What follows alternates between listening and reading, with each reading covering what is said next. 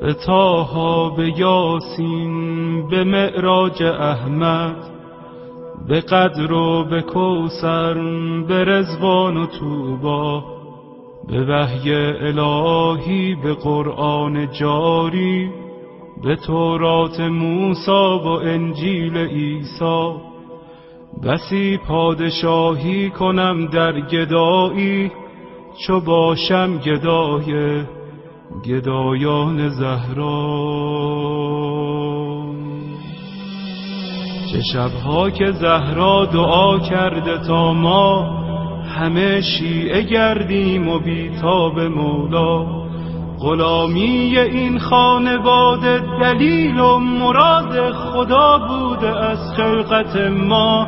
مسیرت مشخص، امیرت مشخص، مکن دل دل ای دل، بزن دل به دریا. که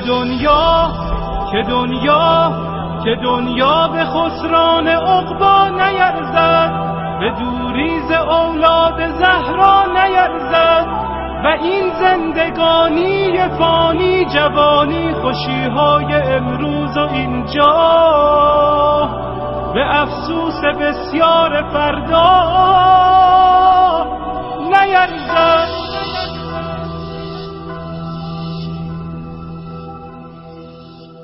اگر عاشقانه هوادار یاری، اگر مخلصانه گرفتار یاری، اگر آبرو می‌گذاری به پایش، یقیناً خریدار یاری. بگو چند جمعه گذشتی ز خوابت، چه اندازه در ندبه ها زاریاری. به شانه کشیدی غم سینه اش را، و یا چون بقیه تو سربار یاری. اگر یک نفر را به او وصل کردی، برای سپاهش تو سردار یاری.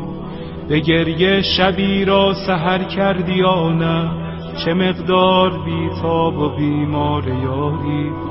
دل آشفته بودن دلیل کمی نیست، اگر بیقراری بدان یار یاری. و پایان این بیقراری بهشت است، بهشتی که سرخوش ز دیدار یاری. نسیم کرامت وزیدن گرفته، و باران رحمت چکیدن گرفته. مبادا بدوزی نگاه دلت را به مردم که بازار یوسف فروشی در این دوره بد شدیدن گرفته.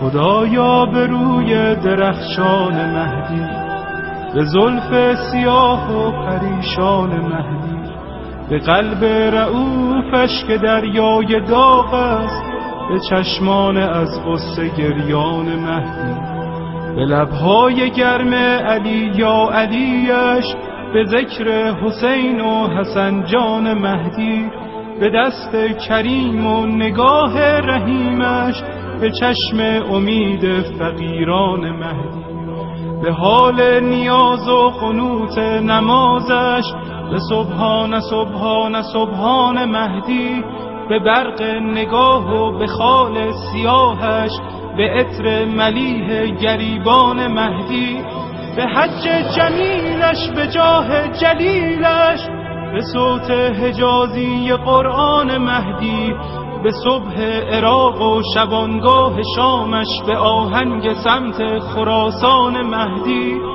به جان داده های مسیر عبورش، به شهد شهود شهیدان مهدی. مرا دائم الاشتیاقش بگردان، مرا سینه چاک فراقش بگردان. تفضل بفرما بر این بنده بی سر و پا، مرا همدم و محرم و همرکابه. سفرهای سوی خراسان و شام و عراقش بگردان. یا مهدی،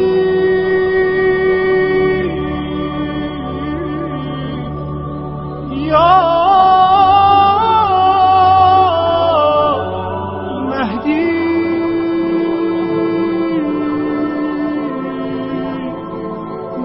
بدی